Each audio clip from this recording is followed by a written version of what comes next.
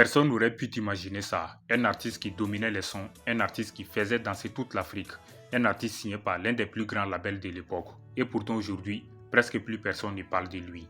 Il s'agit de Mehdi. Sans mentir, c'est trop grave. Mais alors, qu'est-ce qui s'est réellement passé? Comment un talent aussi énorme a pu disparaître presque du jour au lendemain? Est-ce un manque de talent, une trahison ou quelque chose de beaucoup plus profond que peu de gens connaissent? Reste bien jusqu'à la fin parce que ce que tu vas découvrir va complètement changer ta vision de l'industrie musicale. Vous savez, au début des années 2010, si vous vous rappelez, Mehdi n'était pas juste un artiste, c'était une machine à hit. Sa voix, son style, son énergie, tout était là. Il avait ce truc que peu d'artistes possèdent, le charisme naturel. Et surtout, il a rejoint un label qui dominait toute cette époque. Square Records, dirigé par le célèbre duo P-Square. Et là, tout change. Imagine un peu, tu es jeune, talentueux, et tu te retrouves entouré de superstars avec une visibilité énorme, des moyens, des connexions. C'est exactement ce qui est arrivé à Mehdi. Et rapidement, il explose. Des titres comme Soundtrack, où ses collaborations avec P-Square deviennent viraux. On l'attend partout, dans les rues, dans les clubs, même dans les radios. Il devient une étoile montante incontournable. Et à ce moment-là, beaucoup pensent même qu'il pourrait devenir plus grand que ses mentors. Oui, plus grand que P-Square même. Mais c'est justement là que les choses commencent à se compliquer. Parce que dans l'industrie musicale, le talent ne suffit pas. Il y a les contrats, les égos, les stratégies et parfois les conflits cachés. Et un jour sans prévenir, boum, la nouvelle tombe. Mehdi est renvoyé du label Square Records. Pas une longue explication, pas de vraie communication claire, juste terminé. Et là, tout bascule pour lui.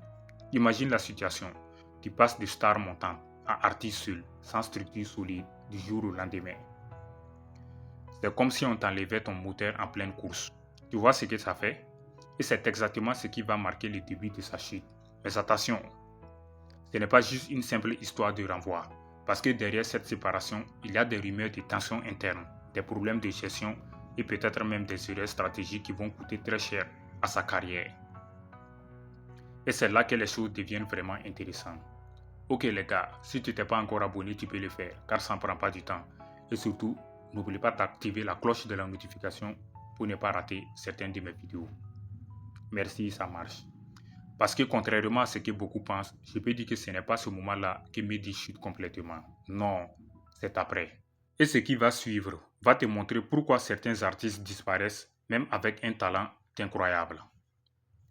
Après son départ du Score Record, beaucoup pensaient que Mehdi allait rebondir immédiatement. Parce qu'il avait tout, le talent, la notoriété et déjà une fanbase solide. Mais la réalité de l'industrie musicale est très brutale, oui, très brutale même. Quand tu es dans un grand label comme celui de P-Square, tu ne réalises pas une chose essentielle. Toute la machine travaille pour toi. Telles que les marketing, les relations médias, la production, les stratégies de sortie et les connexions avec les DJ et les radios. Tout est calculé les gars. Mais dès que tu es seul, tu dois devenir artiste et entreprise en même temps. Et c'est là que beaucoup chutent. Au début, je peux dire que Mehdi essaie de continuer. Il sort des sons. Il tente de garder sa place, mais il y a un problème. L'impact n'est plus le même qu'avant.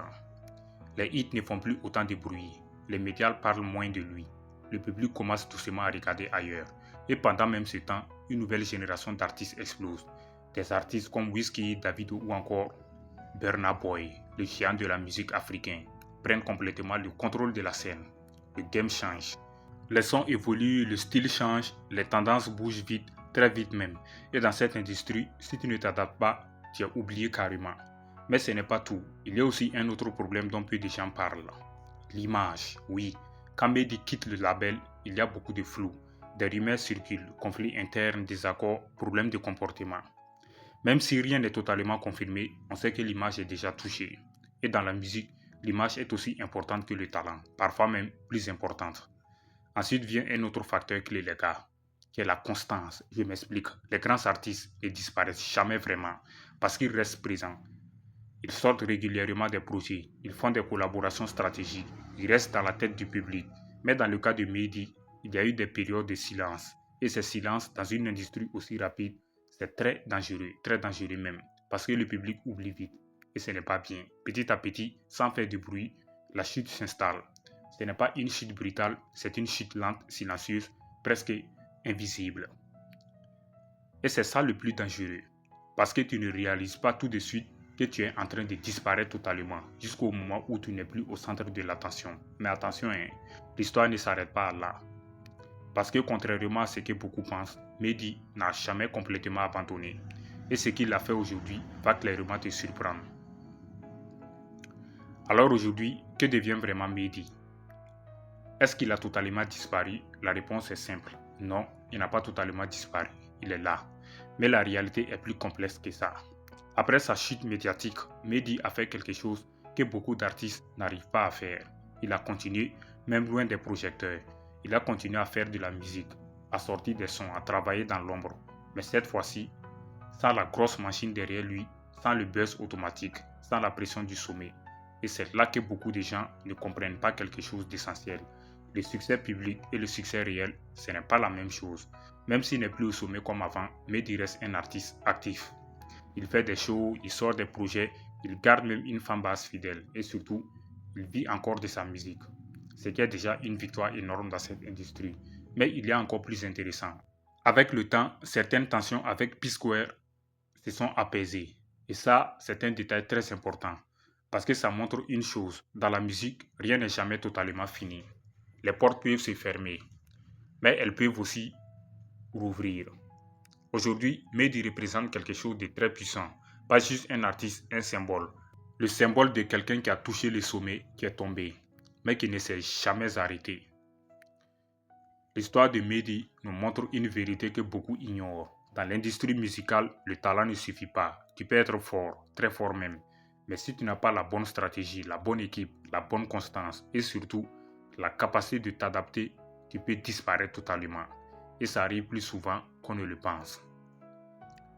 Donc, si tu es artiste ou même si tu poursuis un rêve, retiens bien ceci. C'est un conseil, les gars. Ne dépends jamais uniquement d'un système. Parce que le jour où ce système disparaît, tout peut s'écrouler, tout peut basculer. Construis ta propre base, travaille ton identité, reste constant et surtout, adapte-toi toujours parce que le monde évolue. Et ceux qui survivent, ce ne sont pas forcément les plus talentueux. Ce sont ceux qui s'adaptent. Et toi, tu penses que Mehdi mérite un vrai retour au sommet ou son époque est définitivement terminée? Dis-moi en commentaire. Merci, ça marche.